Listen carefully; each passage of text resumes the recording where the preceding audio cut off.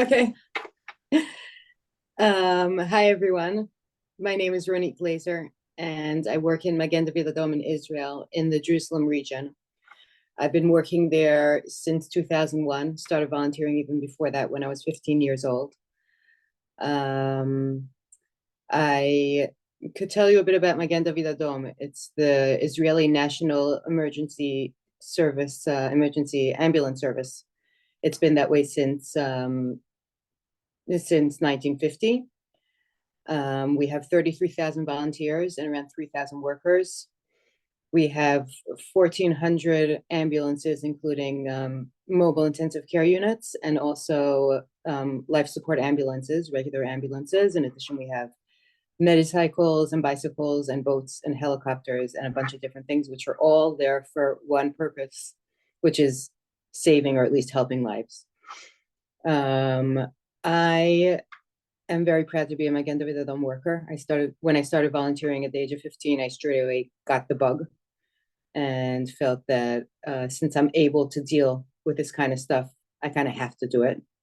And that's why, even though I have a bachelor's in theater and my master's in drama therapy, I feel that this is what I need to do.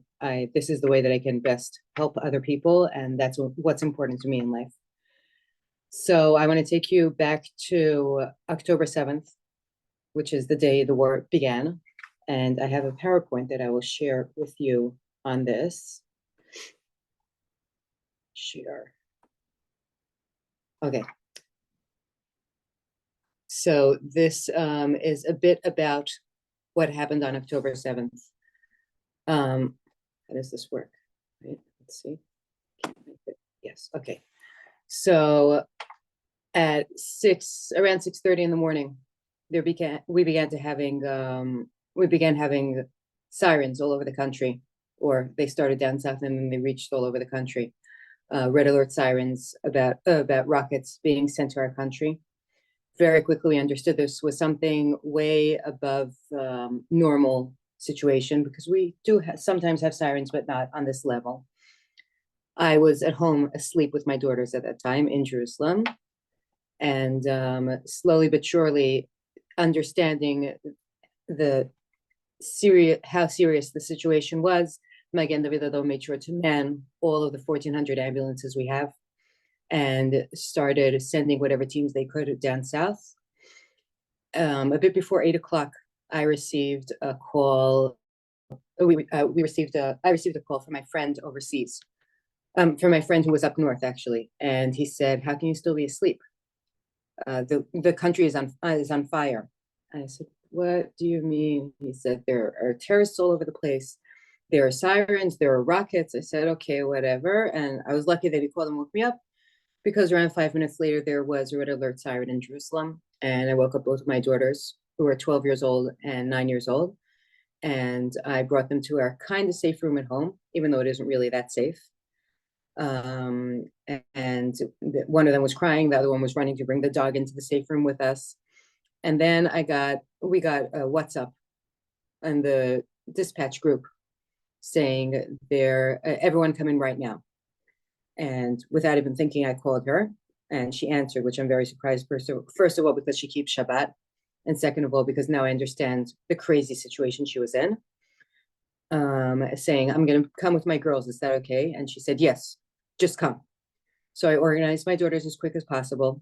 And we got into the car, and the drive from my house in Malcha in Jerusalem to the station in Jerusalem is less than 10-minute drive, especially on Shabbat.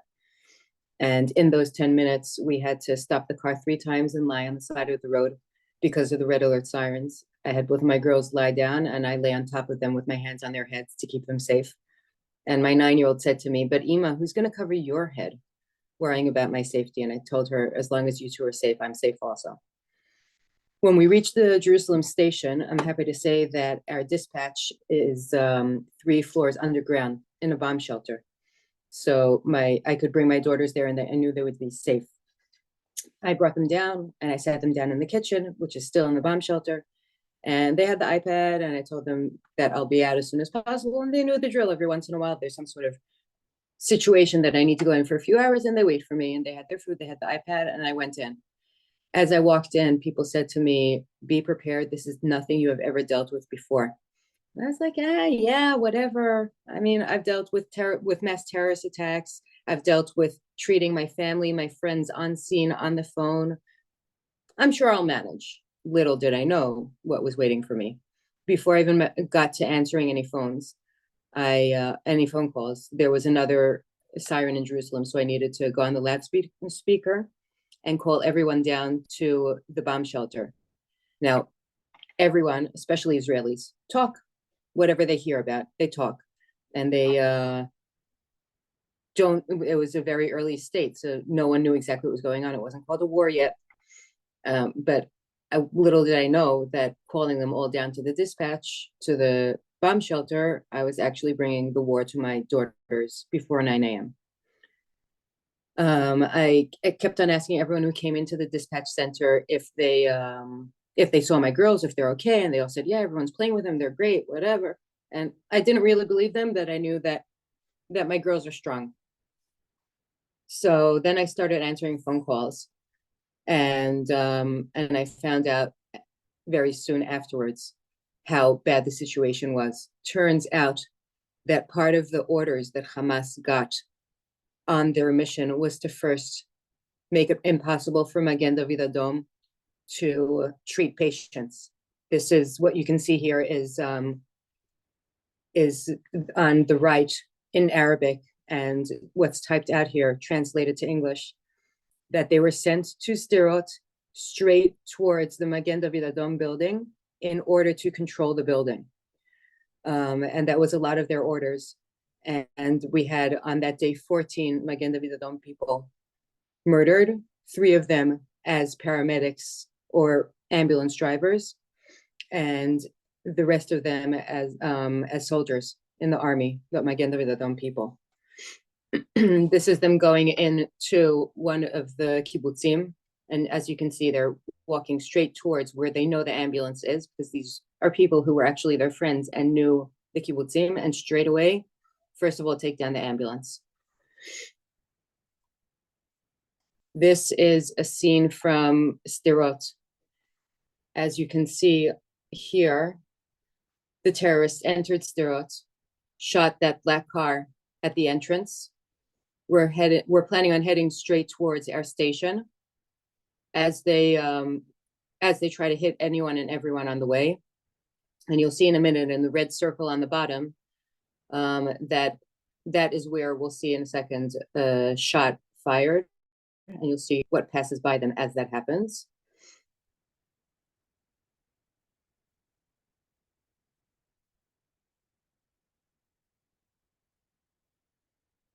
That ambulance passed by and was shot at, and this is what he said on the radio. Can you hear this?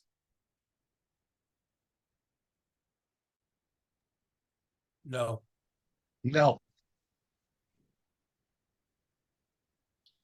I don't know how to fix it, but anyhow, what he's saying is we were hit. Ambulance 1376. There are terrorists in the city of Sderot. We were hit. I repeat, we were hit, and there are terrorists in the city of Sderot. Our teams and our ambulances, as I said, were hit.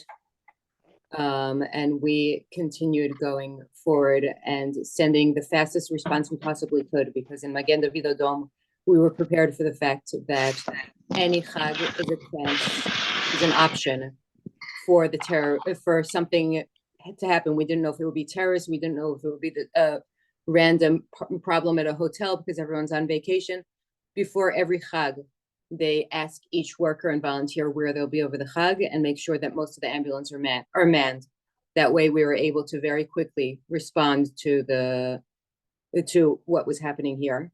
We sent all of our bulletproof ambulances down to the south, including the ones from Jerusalem, the one from Efrat, and the one from Ofra, and also ones from further away. And they were the ambulances that could go actually into the scenes, and that could send out, and that could bring the patients out to ambulances that were further away that weren't bulletproof.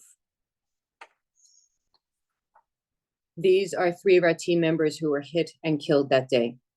Aaron is the ambulance driver who we just saw passing in Sderot. Amit is one of the first phone calls that I answered when I got to the dispatch center. She called and she said, "Hi, it's Amit from Be'eri. What's happening? When will you be here?" I saw that she had already called, so while I was checking on the computer what she had said so far, I asked her to repeat, "Tell me what's going on there right now." And she said, "I have several gunshot casualties here. Some are mild, some are more severe, and I have a couple of people who are dead in the clinic. And when are you coming?" And I said, "Okay, look out the window. Tell me what you see." She said, "I see terrorists everywhere, and there's a lot of shooting." I said, "Do you see any people out there? Any civilians?" She answered that she sees a lot of dead bodies lying around. "And when are you coming?" So I had no idea how bad the situation was. I turned to my supervisor and I said to her, "I have on the phone a paramedic in Be'eri with a number of casualties. When will we be there? What should I tell her?" And then there was silence on the line for a second while I got the response from my supervisor. And I turned back to her and I said, "Amit, I am so sorry. You're one of ours, so I can tell you as it is. I don't know when we'll be there. You're in the middle of a war zone. We know that you're there. We know that you need for us to arrive. We will get there as soon as possible. In the meantime, do what you're doing. You're doing it well." And her voice completely changed. And she said, "I understand. Thank you," and hung up. A couple of hours later, she called again, and the conversation pretty much went the same way. "Hi, it's Amit from Be'eri. What's up? When will you be here?" I asked her for the situation of her patients there, and she said that the mild turned to severe, the severe are already very critical. "And when are you?" And in the middle of her asking me when we'll come, she said, "Excuse me for a minute." And behind her was one of the patients shouting, "I'm leaving. I can't stay here anymore. I'm going to go. I'm going to save myself. We can't. This isn't working." And she very calmly, very professionally said to him, "You are not going anywhere. You are staying here with us. We've been safe here together, and we will continue getting through this together." And then she turned back to the phone and she said, "I'm sorry. Yes. So what were you saying? When will you be here?" And at that moment, I was so amazed by her professionalism, by how calm and collected she was, how she managed to keep all of this all the time, her patients in her first priority. I told her, "Amit, you're amazing, and you are absolutely right. You stay there together. You've lasted until now together. You will stay together. You're absolutely right." "Okay, so when will you come?" And I answered again, "I'm sorry, I really don't know." And she's just said again in that very turned off voice, "I understand. Thank you." Turns out that a while after that, the two men who were standing at the entrance to the clinic ran out of ammo, and the terrorist came in and they shot her first in the leg. And the way that we know that is that she tied a tourniquet around her leg and continued treating patients. And then afterwards, they shot her in the head. And she was found a couple of days later, still with her medical gloves on her hands. They also booby tracked the clinic to make sure that no one else will be able to arrive. It turns out that the first call that she made to the dispatch around 7 a.m. when the terrorists had just entered and she already had patients there, victims there, they tried to call Avia Chetzroni, who is the ambulance driver in Be'eri, and they didn't understand why he didn't answer the phone. And later we found out that the terrorists had, as soon as they arrived at Be'eri, they found him first and they shot him dead and they destroyed his ambulance, the ambulance for Be'eri. And that's why he never showed up. And that's why she was there alone all that time. So these are our three people who were killed on that day as Magen David Adom caregivers. We did a lot of, there were a lot of places that we couldn't arrive. And therefore, our teams just took care of the patients there. In stations, even in living rooms, people would just take whatever equipment they had, medical equipment, and treat the patients there until it was possible to take them to the hospital. We also had a lot of secondary transports of victims because there's only so much that Soroka Hospital, which is the nearest hospital, could take care of them. And there were blood drives.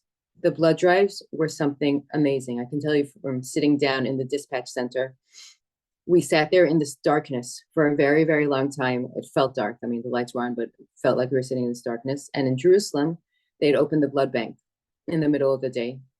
And turns out that people came from their synagogues, people came from home with their pots of food, and they all stood online around the corner for hours waiting to donate blood. And while they were standing there, they were singing, they were praying, and they were singing Chag songs, anything and everything to keep the spirits up. And while we were sitting down there in the darkness, we heard music, singing coming down from 3 floors above, of people standing there and singing while they were waiting to donate blood. And since they couldn't even fill out their forms because it was Shabbat and Chag, and religious people don't write, the Arab volunteers from Magen David Adom came there and filled out the forms for them to help them do it. And it was just such a signal of, in the midst of all of this terrible, horrific thing that's going on, we are still, and even more so, unified and we will manage to get through this together. This I really want for you guys to hear, but while I try to make it work on my computer, I want to tell you a bit more about stories that I heard. Okay. I was there for 13 hours that day, and I remember only 10 calls from the whole day. I guess I have a very good defense mechanism that's really keeping my soul safe from everything that I went through.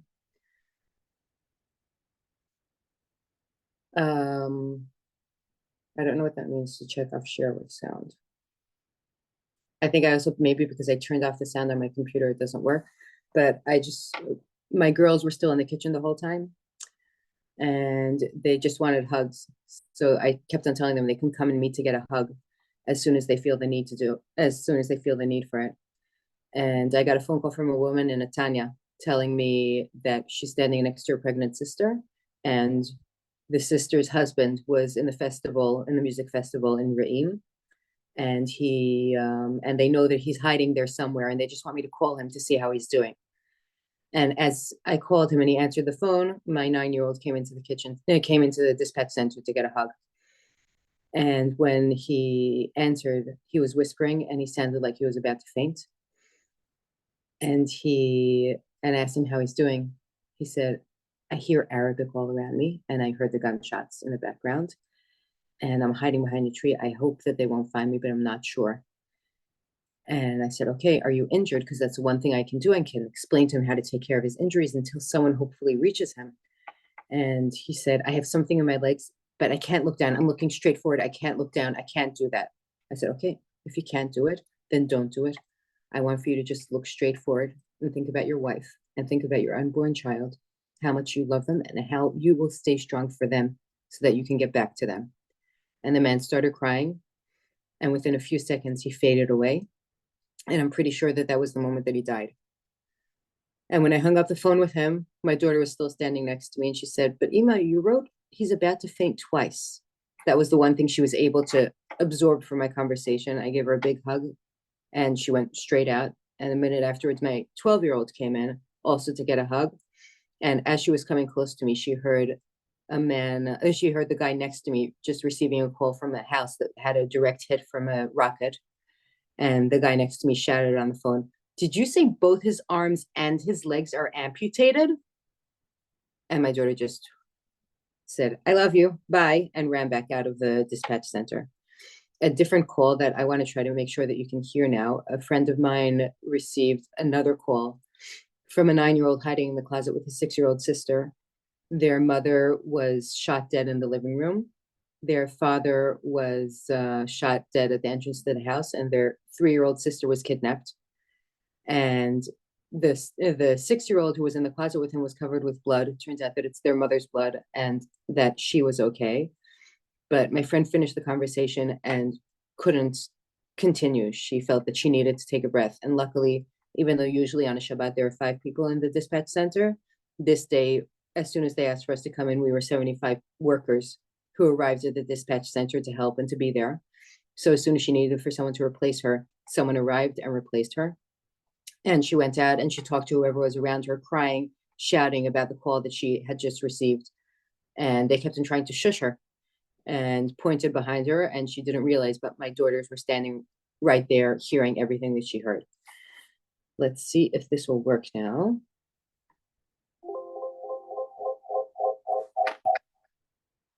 One second.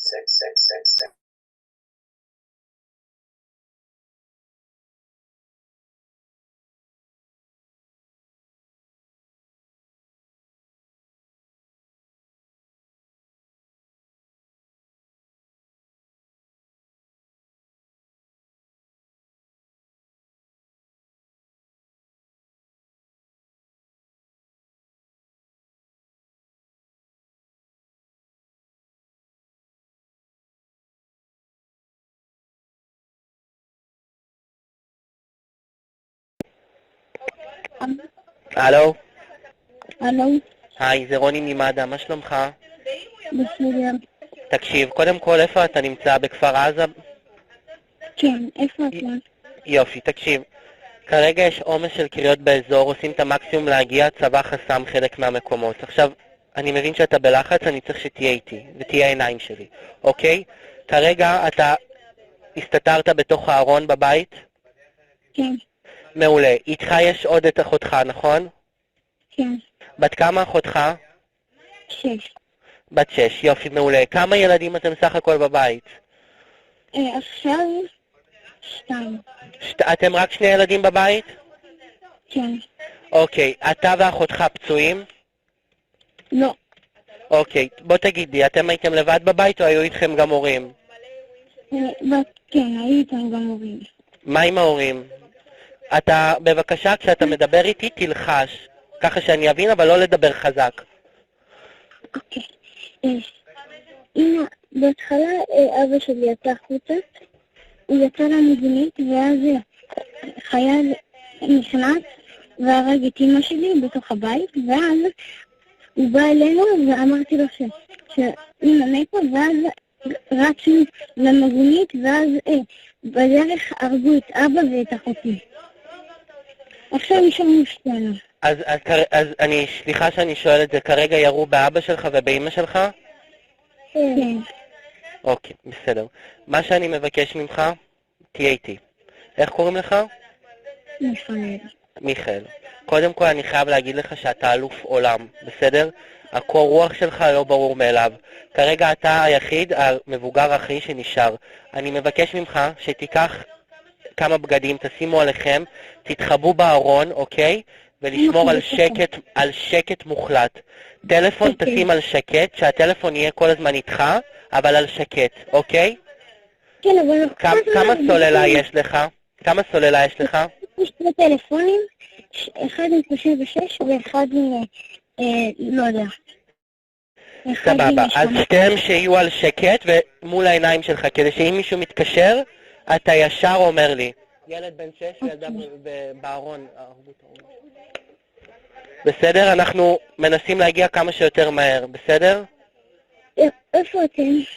תקשיב, הצבא כרגע חסם את הגישה, אנחנו עושים את המקסימום כדי להגיע, בסדר? אוקיי.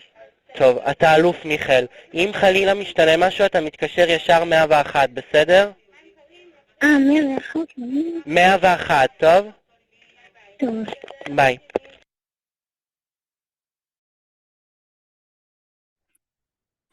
Okay.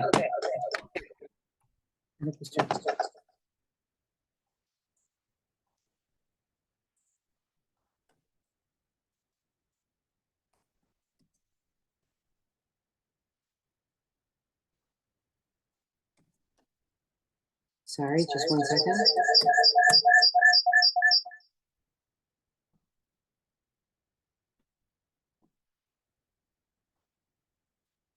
Okay, now there won't be any more feedback.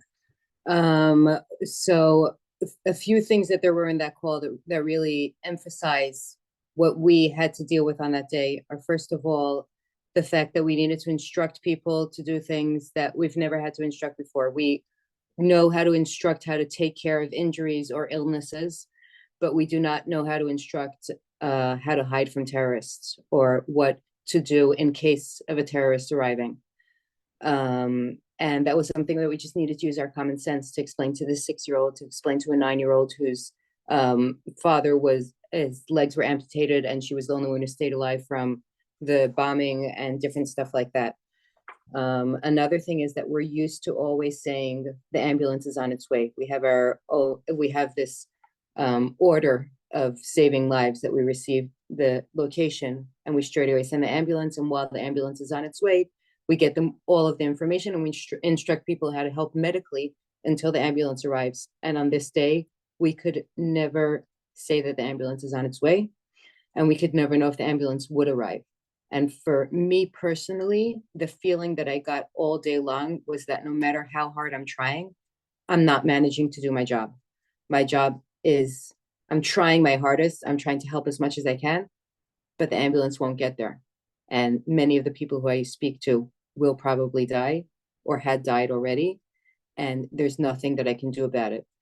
There was another call that I remember receiving further on in the day from a man who was really angry. He ran away also from the music festival and was hiding in a hole in the ground in the middle of nowhere. Luckily, everyone who works in the dispatch center knows how to receive location as fast as possible from whoever's calling. So we knew where he was, and he called shouting at me saying, "I don't get it. How are you not here? I called 3 hours ago and I have 2 dead friends next to me, another friend with shrapnel in his hip, and he's bleeding like crazy. I have shrapnel in my legs and we're running out of water. Where are you? We're going to die of dehydration." And I said, "Do you hear what's going on around?" He's like, "Yeah, I hear Arabic everywhere." I said, "Well, then how about if you keep your voice down? I understand. I want for us to get you as soon as possible. I don't care. You need to come here already." And he just continued shouting. And all I could do was try to explain to him how to treat the wounds, which he would not listen to. Try to explain to him to keep his voice down, which he put it down a bit, and hope that someone would arrive.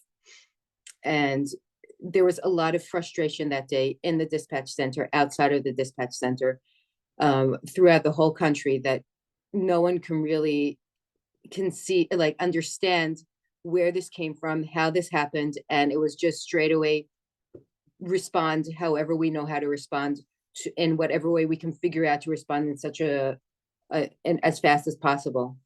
And one last call that I really feel the need to share because I'm still shocked by it is a phone call that I got from a woman in the middle of the day who was on kibbutz near Oz. And she asked if anyone speaks English. And I said, "Yeah, I speak English. How can I help?" And she said, "My next door neighbor speaks only English. She's home with her husband who just got shot. Can you call her? Can you help her?" I said, "Yes, of course. Before I hang up with you, I want you to give me your location and I'll write that you're the house next to it because there aren't street names or numbers in kibbutzim." And I called the woman, and the sweet, sweet American woman answered the call. And she said, "Hi, I'm really sorry to interrupt, but my husband just arrived home. He's shot in the lower back. And I know it'll take you a while to arrive. I know the situation, but I just want for you to know that we're waiting here." And I said to her, "Of course, I'm sending the ambulance as soon as possible," which I didn't know when that would be. "And tell me, is he conscious?" Because I couldn't hear anything besides her on the line. And she said, "Yes, he's conscious. We're very calm. We're here together. We'll wait as long as we need to wait. Just please mark that we're waiting for you." And I explained to her how to apply pressure. I asked her to please call back if anything changes. And she said, "Yeah, we'll call back, but we're okay. We're really okay." And for me, that was my one hope of the day. A very sweet woman, very calm, sounded like she was everything was under control.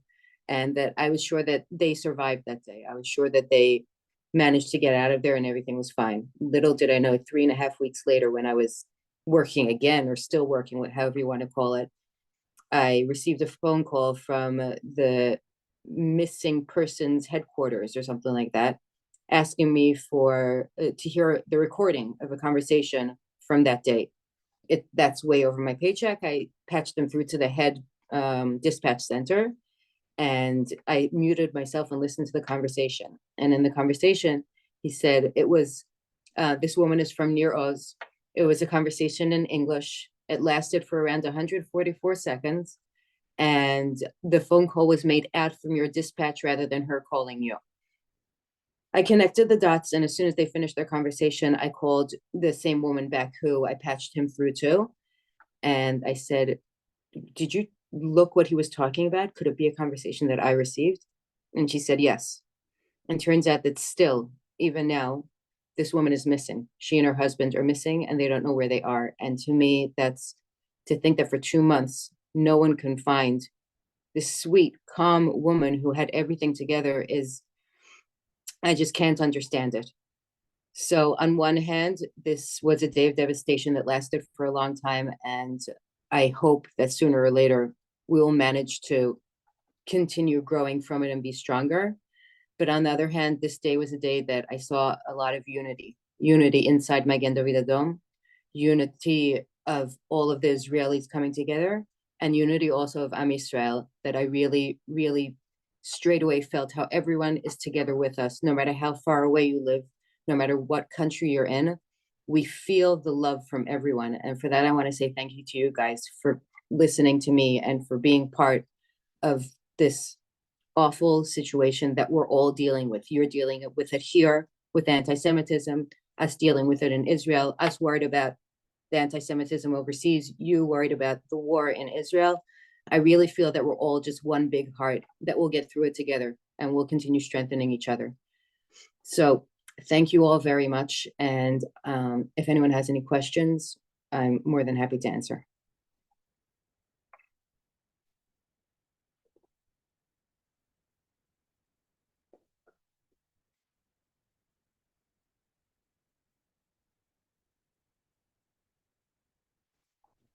I have a question.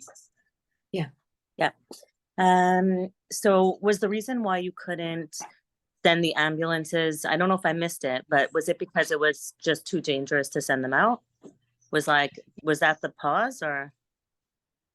Yeah, the thing is that, first of all, whenever we learn anything in first aid, the basic first thing that we learn is safety first.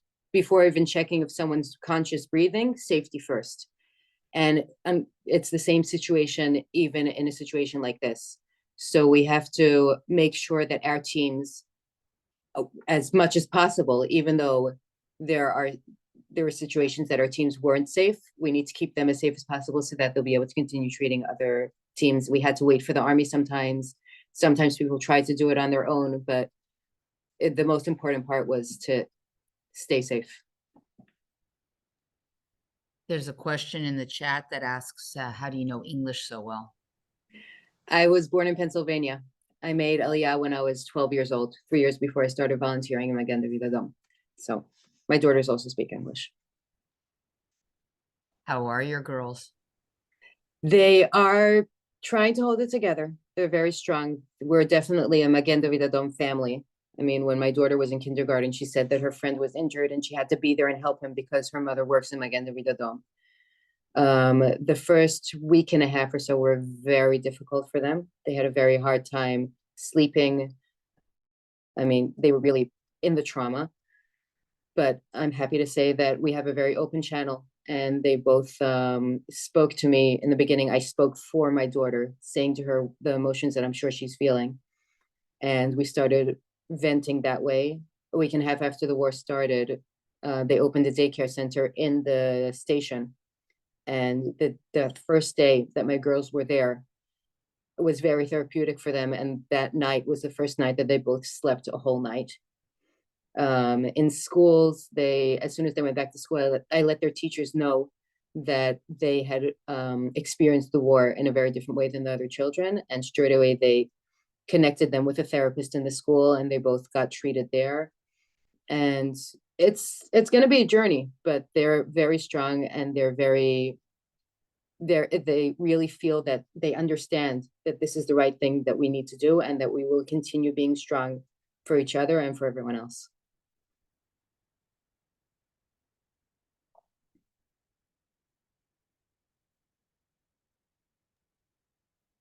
I have a question, may I? Yeah.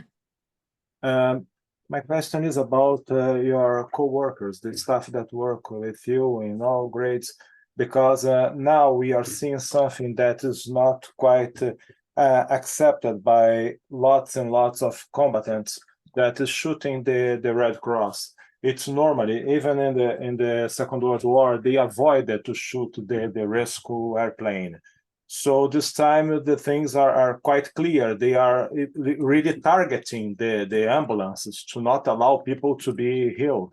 and increase the damage. And under these circumstances, it's very possible, even probable, that you and your co-workers, lots of people, will have some kind of mental breakdown. And I am pretty sure that lots and lots of other people who have absolutely no training, but they want to help any way they can. And by other way, people who are really trained are in a condition they wanted to leave because they cannot hold anymore, because they are human beings. So under these circumstances, how is the balance of staff in the Magen David Adom? Thank you so much, my lady. Thank you.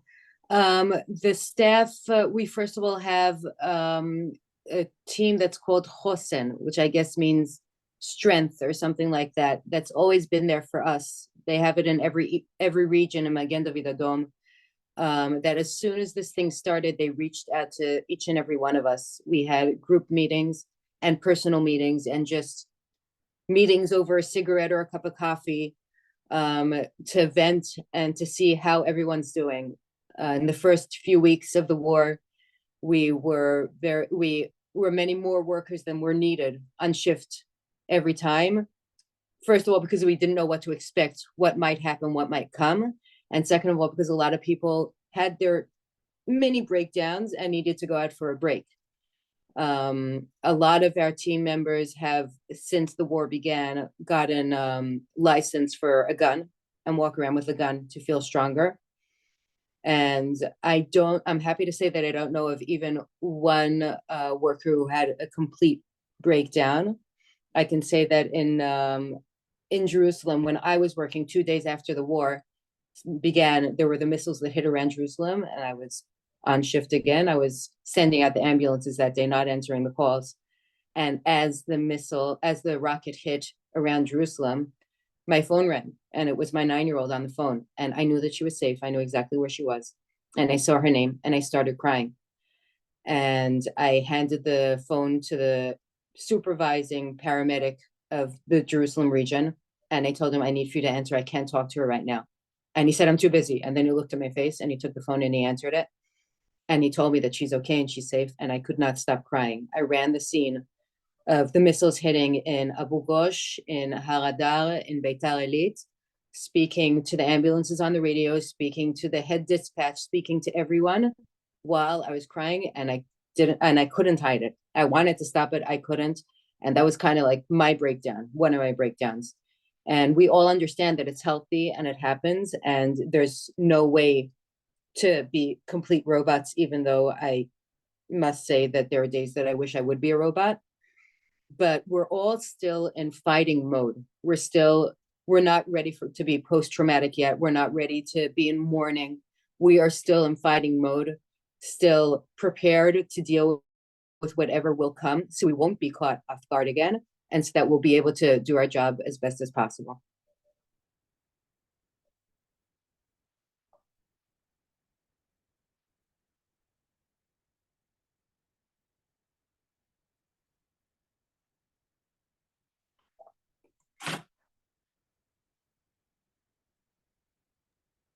Does anyone have any more questions? Any other questions? May I ask a question? Absolutely. How may we help you? Well, for me, the most important thing is the support. I mean, the fact that there are so many people here who want to hear the story, who want to be a part, who heard my story and will be able to tell it further, because I know that it makes a big difference whether you see it over the news or on social media, or if you meet someone who is actually part of it. I mean, the biggest thing for me is for you to continue on what I told and to, as if pass it forward to other people that this really is true. Because I mean, the fact that it's kind of like already like people who deny that it happened, or I can't even imagine like the things that people say. That I remember that awful feeling on that whole Saturday. And I don't want to make people feel bad on one hand. On the other hand, yes, to pass it forward. Yes, to continue supporting. Yes, to be with us in any way possible. That's all I really ask.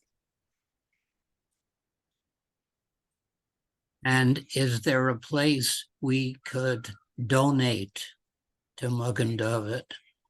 Absolutely. There's Canadian Magen David Adom, which is, it's like the Friends of Magen David Adom in Canada. And I don't know very much about donations. I prefer not to deal with money and stuff like that. Sorry. But Canadian Magen David Adom does do donations of beginning with medical supplies and also ambulances, mobile intensive care units, armored ambulances, stuff for the blood bank, anything and everything possible. Canadian Magen David Adom can help find the right direction for whatever donation you'd like to make. I'd like you to know that this is the second time I'm listening to you, and my heart goes out to you. You Thank have you. reported it so well with emotion, and good luck to you and your family. Thank you very, very much.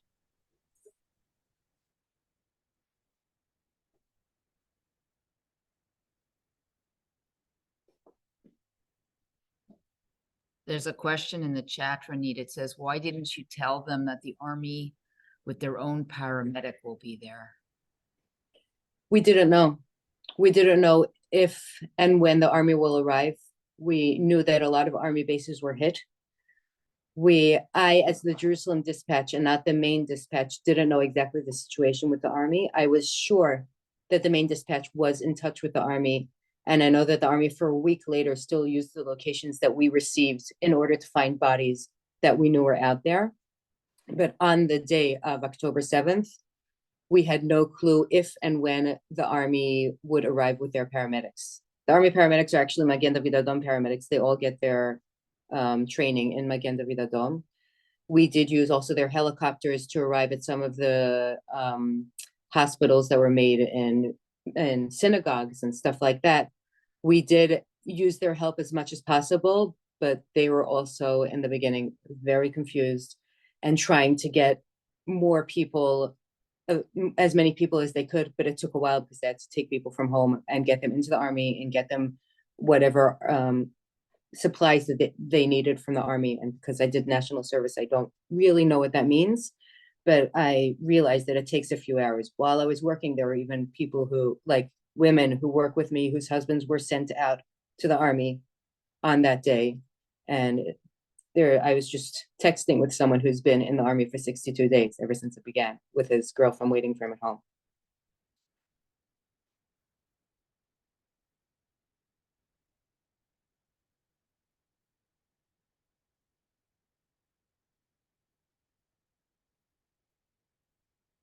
I actually love to give you, if no one has another question, some very uplifting numbers that on the day of October 7th, we got 3 times the amount of blood donations that we usually get in a year, which was very helpful because it was very much needed. And there's also a human milk bank in Magen David Adom, which is mother's milk, breast milk, that until the war was delivering breast milk to hospitals for prenatal babies. And when the war began, they understood that babies will need to receive milk. Also babies of mothers who were murdered, babies of mothers who were seriously injured, and babies of mothers who were called into the army. And very quickly after testing, after making sure that all of the milk that was donated or that wanted to be donated was safe, they doubled the amount of milk donated, and it's still going up for mothers who are donating their milk in addition to feeding their children. So there are these numbers that are just amazing to me, and really, again, show me the unity, show me how much we're all together in this.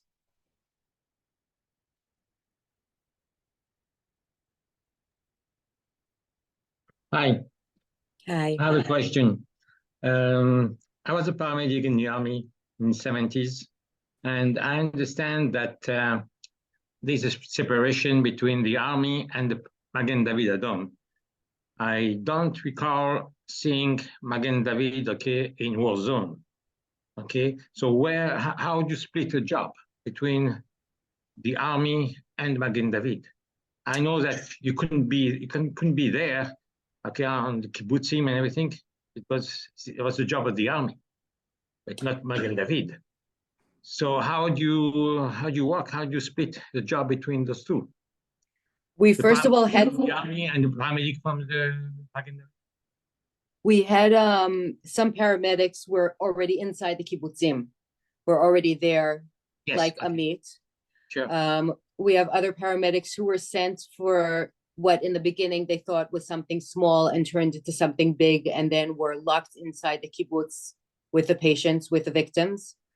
And in a lot of other places, we could not go in, and we had to wait for the army to make it safe for us to get there. Like even Amit in Be'eri, she was there, but then we couldn't send any more paramedics in because every soldier that tried to get in was also murdered at the entrance to the kibbutz. So it was kind of a mixture. It was one of these days that there wasn't anything, all the rules were broken, including our safety rule, including the war rules. I mean, every rule was broken, and also everyone trying to get to the patients as much as possible. But luckily, now that we have the bulletproof ambulances, there we could send the paramedics further in.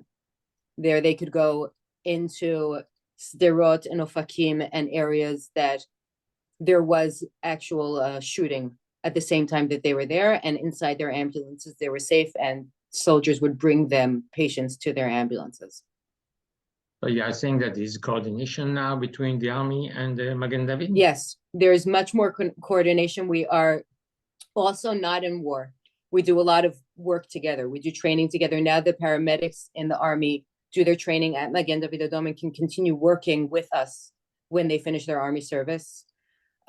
We do a lot of, even if we need a helicopter in the middle of an area that's dangerous for our helicopters to go, then we will talk to the army and straight away they will send over one of their helicopters. We have a very open line with the army, and it's much collaboration, working together almost all the time, cooperation. Okay, thank you. Thank you. Thank you for sharing your inspiring story. Thank you for being here with me.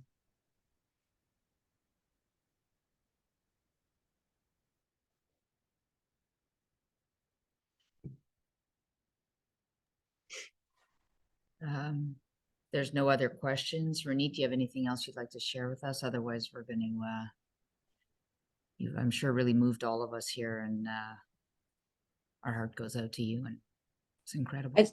I just want to thank you all. I mean, really thank you for taking the time to be here with me and to hear me out. And I hope we all stay healthy and safe. And Chag Sameach to everyone. Chag Sameach. Thank you.